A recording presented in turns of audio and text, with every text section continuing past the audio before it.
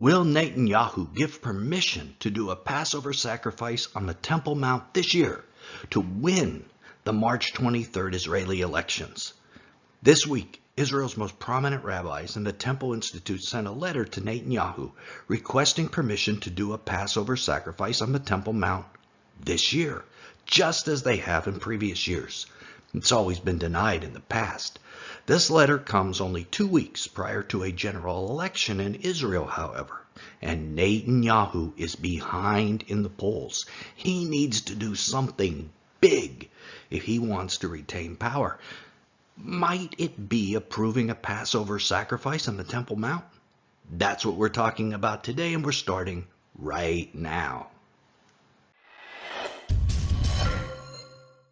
The rabbis realize that Netanyahu might be susceptible to this type of pressure because they started their letter like this. To the esteemed Mr. Benjamin Netanyahu, we bless you that you should have great success in the upcoming elections. May it be the will of the Lord of all that you should continue to lead the state of Israel and the people of Israel in the coming years for good.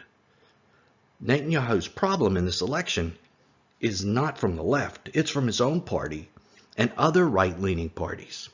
Allowing a sacrifice would be just the kind of event that would encourage his base to come out and favor him and his party in this election. So I am sure this did not slip by Netanyahu. I'm sure he got the point of what they were saying.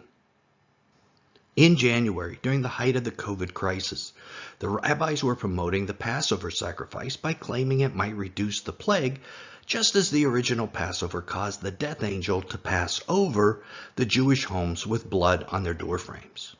But now that Israel is 53% vaccinated, COVID numbers are dropping, and the rabbis didn't even mention this aspect in their letter this year.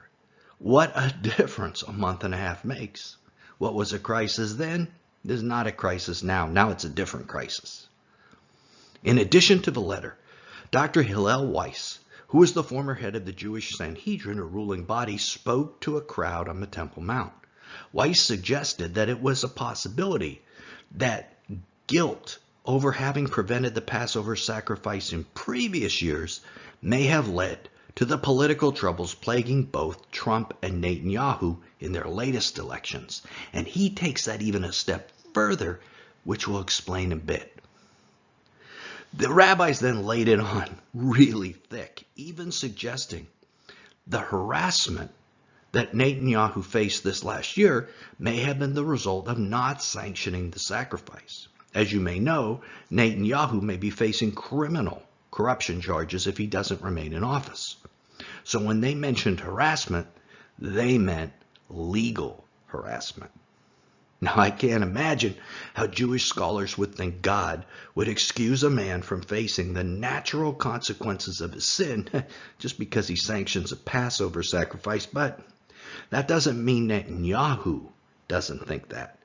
So maybe the rabbi's ploy will work. If the Israeli government approves a sacrifice this year, it would be the first one to take place on the Temple Mount in 1900 years, and obviously a Passover sacrifice can be a precursor to starting the twice daily sacrifices. Those are the ones the Antichrist takes away at the midpoint of the 70th week. They're the ones that are a sign of the end times and that we really need to keep our eyes on.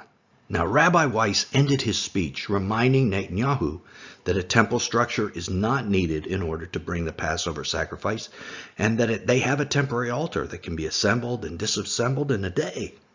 And that despite the various issues of Jewish law, such as ritual impurity, because they don't have a red heifer, and the lack of a high priest, Jews are still required and technically able to bring the sacrifice. Rabbi Weiss then said the only thing keeping the Jewish people from performing the Passover sacrifice is the Israeli government. And Weiss then stuck it to Netanyahu just a little bit deeper by reminding him that not bringing the Passover sacrifice is one of only 2 rituals in all of Judaism that come with a punishment from God. Kind of like a veiled threat, wouldn't you say? So will Netanyahu accept or deny the request? We will know very shortly. Passover is only 2.5 weeks away.